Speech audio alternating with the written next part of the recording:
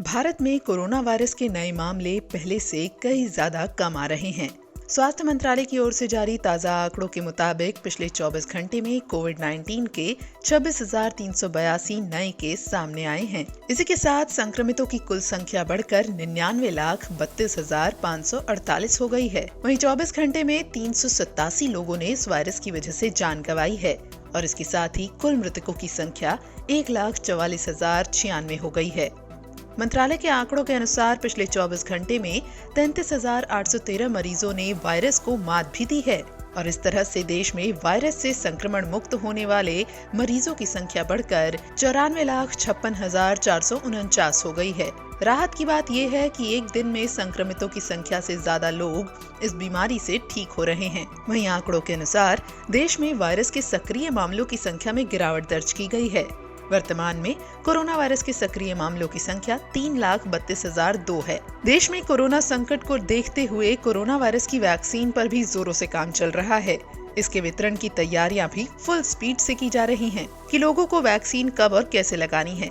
लेकिन इस बीच स्वास्थ्य सचिव राजेश भूषण ने एक बात साफ की है कि जब टीकाकरण शुरू होता है तो हम किसी प्रतिकूल घटना की संभावना यानी साइड इफेक्ट से इनकार नहीं कर सकते हैं।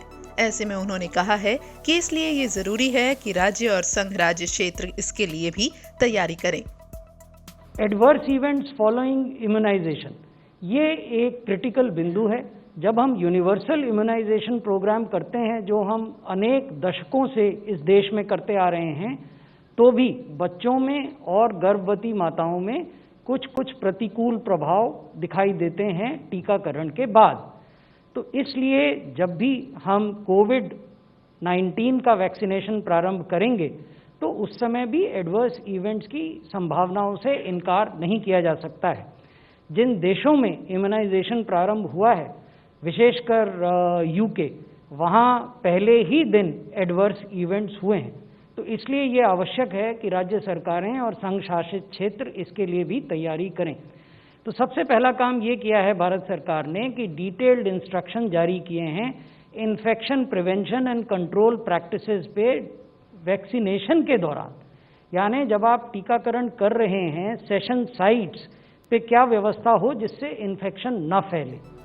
इसके साथ ही स्वास्थ्य सचिव राजेश भूषण ने कोरोना वैक्सीन लगाने की तैयारियों को लेकर सरकार का क्या प्लान है ये भी बताया। 23 मंत्रालय और विभाग भारत सरकार में और राज्य सरकारों में चिन्हित किए गए हैं और उनको स्पेसिफिक भूमिका बांटी गई है और ये भूमिका है प्लानिंग से संबंधित, इम्प्लीमेंटेशन से संबंधित, सोशल मोबिलाइजेशन से संबंधित और अवेयरनेस जनरेशन से संबंधित। जब भी वैक्सीन का रोल आउट होता है उस समय इन 23 मंत्रालयों और विभागों की खास जवाबदेही रहेगी। इसके अतिरिक्त ट्रेनिंग का काम बहुत तेजी से आगे बढ़ा है। मेडिकल ऑफिसर्स के लिए ट्रेनिंग मॉड्यूल तैयार हो गए हैं, वैक्सीनेटर्स जो हैं उनके लिए ट्रेनिंग मॉड्यूल तैयार हो गए हैं, उनके जो वैकल्पिक वैक्सीनेटर्स होंगे उनके भी तैयार हो गए हैं। Cold chain handlers, supervisors, data managers, ASHA coordinators, इन सब के ट्रेनिंग मॉड्यूल तैयार हो गए हैं। कोल्ड चेन मैनेजमेंट में विस्तृत गाइडलाइन इशू की गई हैं ताकि राज्य सरकारें और संघ शासित क्षेत्रों के प्रशासन इलेक्ट्रिकल और non electrical cold chain equipment के एस्टिमेशन कर सकें। यानी हमने उन्हें इस तरह की गाइडलाइन दी है कि यदि आपको कुल इतनी क्वांटिटी वैक्सीन की मिलती है तो उसको सुरक्षित रखने के लिए आपको किस प्रकार की एक्टिव और पैसिव कोल्ड चेन इक्विपमेंट की आवश्यकता होगी। ये आकलन अब सरकारें अपने स्तर पर कर सकती हैं based on the guidelines which have been issued.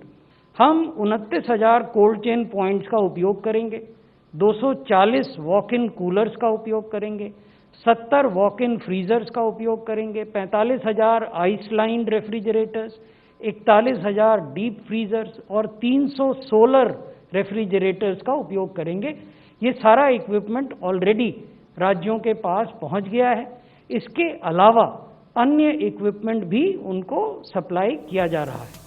वैसे यहाँ एक बात जरूर साफ कर दे कि दैनिक जागरण कोरोना वायरस की किसी भी वैक्सीन या दवा के इस्तेमाल की सिफारिश नहीं करता है, न ही किसी दावे की पुष्टि करता है। दैनिक जागरण के वीडियोस सिर्फ और सिर्फ जानकारी के लिए हैं।